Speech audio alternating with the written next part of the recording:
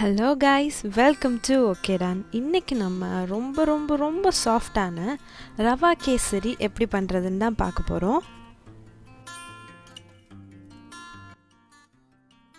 First கேசரிக்கு தேவையான ரவையை நம்ம வறுத்தெடுக்க போகிறோம்.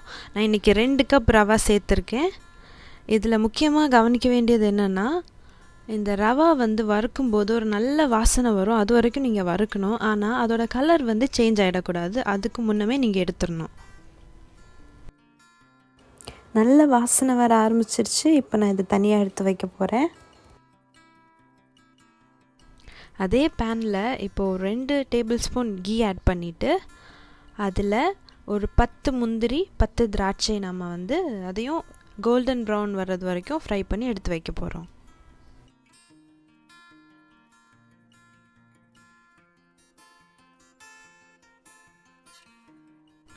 இப்போது அதையும் தனியாக எடுத்து வச்சிடலாம். இப்போது அதே பேனில் 7 கப் தண்ணி நான் ஆட் பண்ண போகிறேன். 2 கப் ரவா நான் இன்றைக்கி எடுத்திருக்கேன். அதனால 7 கப்ஸ் வாட்டர் ஆட் பண்ணுறேன். நீங்கள் இதே 1 கப் ரவாவில் செஞ்சிங்கன்னா 3.5 கப், அதாவது 3.5 கப்ஸ் ஆஃப் தண்ணி நீங்கள் ஆட் பண்ணணும். இந்த தண்ணி அளவு தான் இதில் ரொம்ப முக்கியம். அதுதான் நம்மளுடைய இந்த ரவா கேசரியை சாஃப்டாக கொண்டு வரும். நான் 1 டீஸ்பூன் கேசரி பவுடர் சேர்க்குறேன். உங்களுக்கு கலர் வேண்டான்னா நீங்கள் ஸ்கிப் பண்ணலாம். இல்லை சாஃப்ரான் ஆட் பண்ணுறீங்கன்னா அது கூட நீங்கள் ஆட் பண்ணலாம். அதோட 1 டேபிள் ஸ்பூன் நெய்யும் இன்னும் 1 டேபிள் ஸ்பூன் சன்ஃப்ளவர் ஆயிலும் நம்ம சேர்ப்போம். இதோட அளவு நீங்கள் எப்படி மெஷர் பண்ணணுன்னா, இந்த ஃபுல் கேசரிக்கும் சேர்த்து மொத்தமாக 100 grams of ghee and 100 grams of sunflower oil நமக்கு தேவைப்படும். இதை அப்பப்போ நம்ம அல்வாக்கெலாம் சேர்க்குற மாதிரி கொஞ்சம் கொஞ்சமாக நம்ம ஆட் பண்ணுவோம். இந்த தண்ணி கொதிக்க ஆரம்பிக்கும்போது நம்ம ஆல்ரெடி வறுத்து வச்சுருக்கிற இந்த ரவையை நம்ம இங்கே சேர்ப்போம்.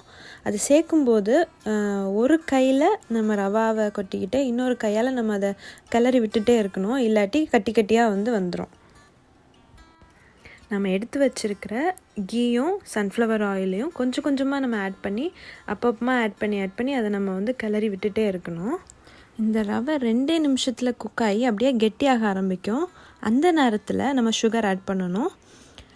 நம்ம ரவை எந்த அளவுக்கு எடுத்துருக்குறோமோ அதே அளவுக்கு தான் சுகர் ஆட் பண்ணுவோம். இன்றைக்கி நம்ம 2 கப் ரவை எடுத்துருக்கிறதுனால நம்ம சுகரும் 2 கப் நம்ம ஆட் பண்ண போகிறோம்.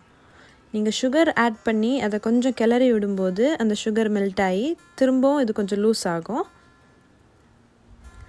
5 ஏலக்காய் பவுட்ரு பண்ணதையும் இப்போ நான் இதோட சேர்த்துக்க போகிறேன். இதை கையில் நீங்கள் தொட்டு பார்த்தீங்கன்னா இது கையில் ஒட்டவே கூடாது. அதுதான் கரெக்டான ஸ்டேஜ். இப்போது இதில் நம்ம ஆல்ரெடி வறுத்து வச்சுருக்கிற முந்திரி திராட்சையை சேர்த்து மிக்ஸ் பண்ணி விடலாம். இப்போ பாருங்கள், இது ஒரு அல்வா பதத்துக்கு வந்திருக்கு. அது பேனில் ஒட்டாமல் வந்திருக்கு. கடைசியாக இது மேலே கொஞ்சம் நெய் அப்படியே ஊற்றிட்டிங்கன்னா இட்ஸ் டன். ஆமாம், நம்மளோட டெலிஷியஸான சாஃப்டான ரவா கேசரி ரெடி ஆயிடுச்சு. இதுக்கப்புறமா நீங்கள் இதை மிக்ஸ் பண்ணக்கூடாது. இதை நீங்கள் சர்வ் பண்ணும்போது அந்த நெய்யோடு எடுத்து அப்படியே சர்வ் பண்ணிங்கன்னா அவ்வளோ டேஸ்ட்டாக இருக்கும். கண்டிப்பாக எல்லோரும் ட்ரை பண்ணிவிட்டு இந்த ரெசிபி எப்படி இருந்துச்சுன்னு எனக்கு சொல்லுங்கள்.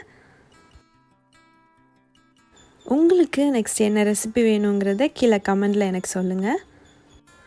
Please like and subscribe. Thank you for வாட்சிங்.